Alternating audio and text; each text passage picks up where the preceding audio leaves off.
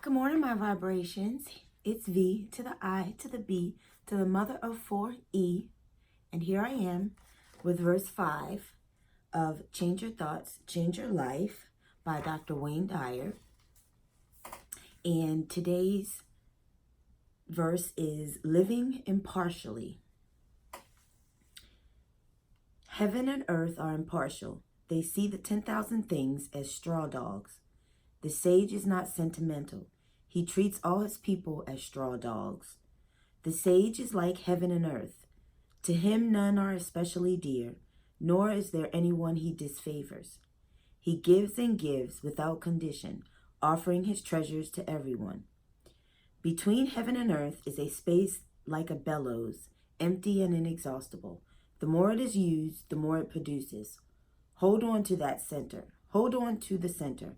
Man was made to sit quietly and find the truth within.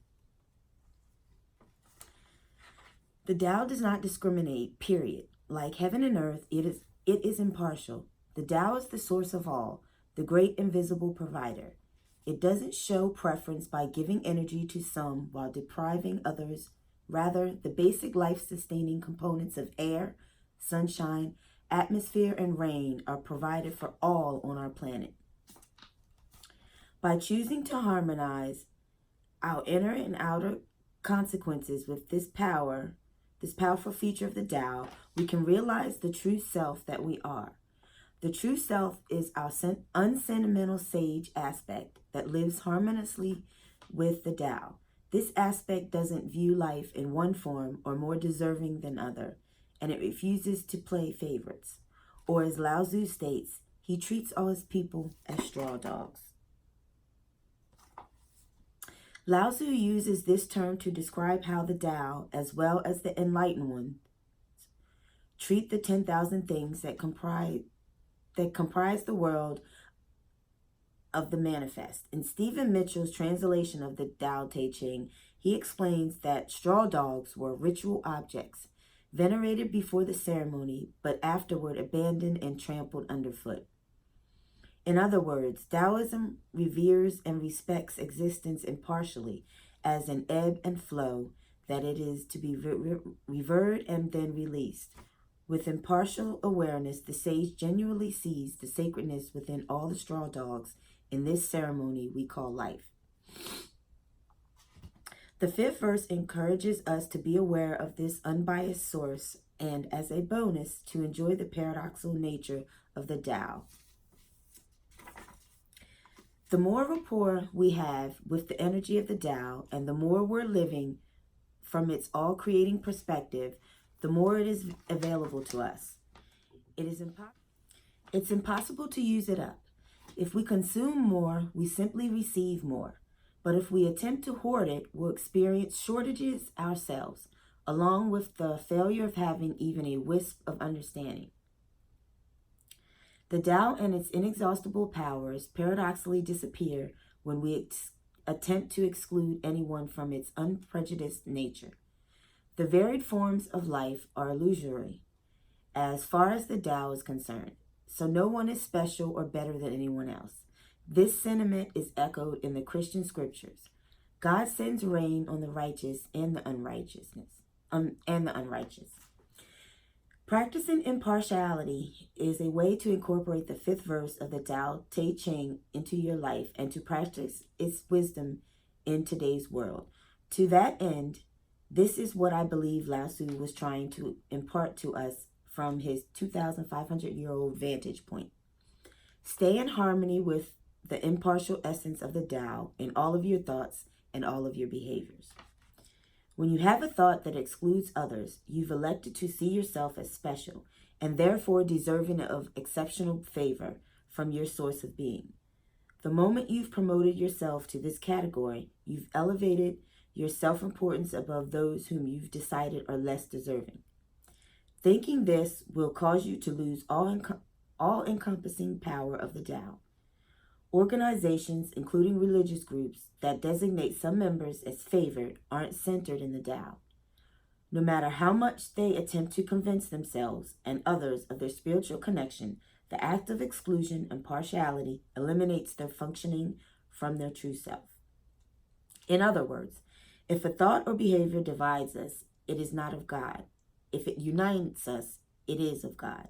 Stay centered on this Tao that resides within you. Lao Tzu advises, you'll never have a thought that isn't in harmony with spirit.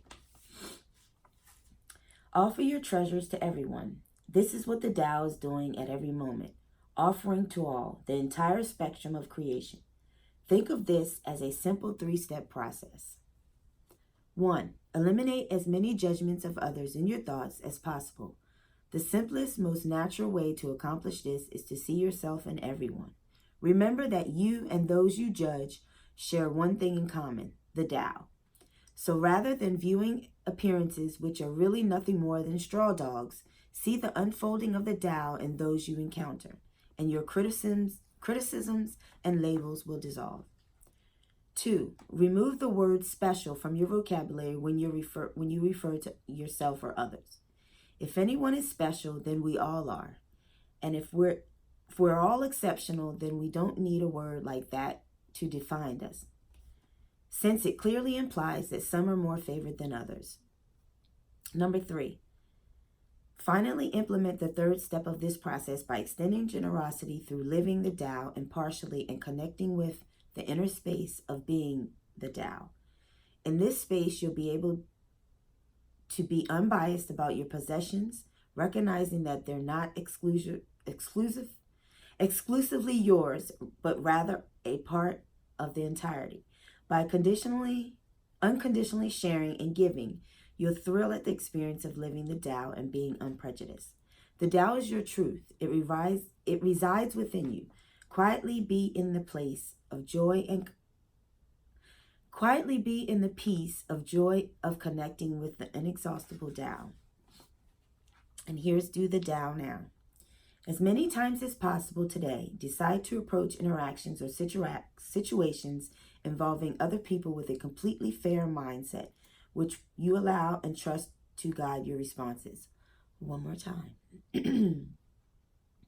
As many times as possible today, decide to approach interactions or situations involving other people with a completely fair mindset, which you allow and trust to guide your responses. Do this often as you can for an entire day with individuals, groups, friends, family members, or strangers.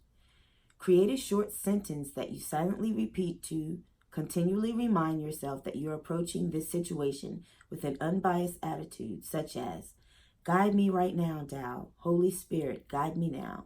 Or Holy Spirit, help us now.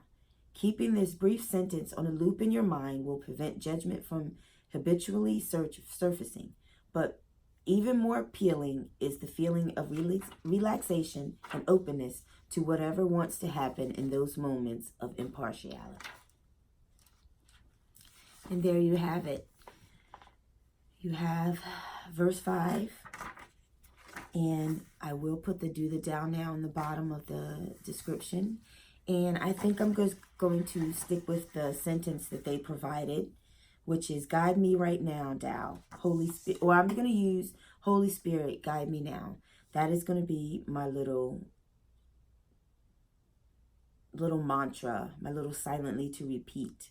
So, all right, guys, I'm ready to go to work for my Monday class. And I will see you guys later for this afternoon's day 15 of my 100-day reality challenge.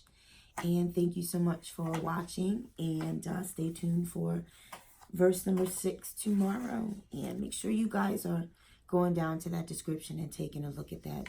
Do the Tao Now again. All right, guys. Peace.